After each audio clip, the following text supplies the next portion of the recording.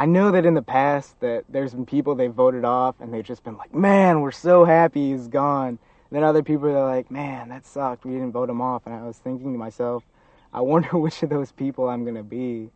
There's nothing I could do at that point. I'm walking up, he's going to snuff me. Was I one of the people that they were sad they had to vote off but knew they had to do because I was a threat? Or one of the people they were ecstatic to get rid of because they didn't want me there at all and everything had been a lie? And so you just got to think, like, were all those relationships real and they didn't really want this, or did everyone really hate me and that's it? So I was thinking about what they were going to be laying around talking about that night, because that was the first time I wasn't going to be a part of that conversation. The hardest part about this game for me was I'm working as hard as I can to build trust with people, to get people not only to like me, but to believe everything that I'm saying. And you have to come to terms with the fact that out there, no one is ever going to believe anything you say 100%. Any relationship you form, as close as you get to another person, and I felt like I was really close to some people, they're never going to trust you 100%. And for me, the hardest part was knowing that I could never trust them 100% either, no matter how close to them I felt. And I've really become used to in my life finding bonds that I felt like I could rely on. Like, I have friends that I just really trust with anything, and out there, you cannot do that at any point. And it's very tiring, it's very stressful, and it builds a sense of paranoia in everything you do, because there is no safe place. There's no rest point.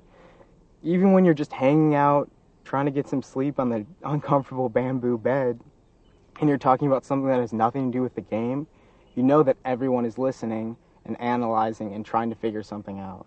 So there's really no time with another person when you can feel safe. I was truly attracted to Courtney. I really liked her, and I mean, she's the kind of girl that back home I would have been crazy about.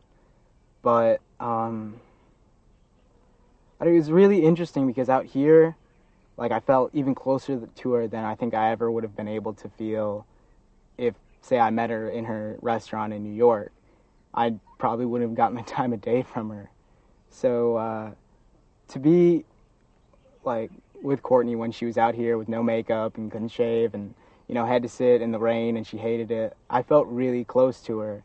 And I know, at least for me, I really cared about her and I wanted to help her.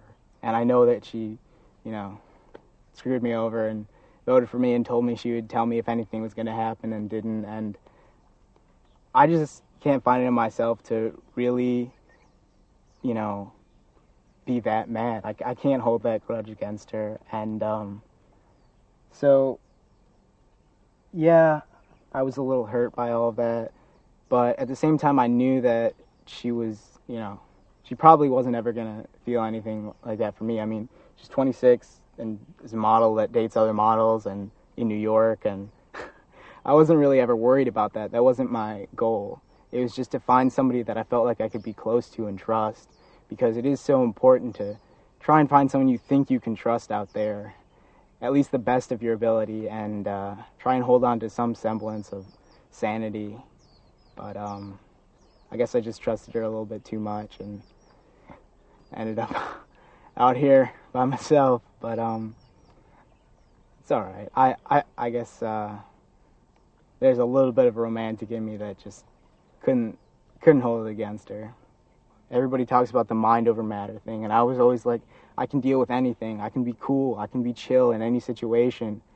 And I said I could do all those things.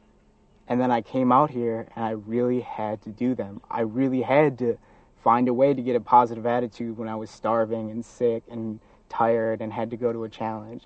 I really had to be cool when people were yelling and screaming and guys are crying about rice spilling and our lives are shattering around us. I really had to find my own inner harmony every day, because there's so much, you know, struggle and strategy and gameplay and scheming and backstabbing going on. I really had to do all the things that I said I would do. And one of my biggest struggles in life is to finish the goals that I set for myself, the things that the journeys that I start. And I think it's summed up best in the quote from the Confucius puzzle that we did. The journey of 1,000 miles begins with a single step. And coming out here was the first step on that journey. And I feel like I haven't completed it yet, but I've gotten really a lot farther than I ever thought I could. And it's a great beginning for me. And I don't want this to be the end for me. I want to have even more of this journey. And I think this is a really big step for me. And it's really helped me on my own path in life.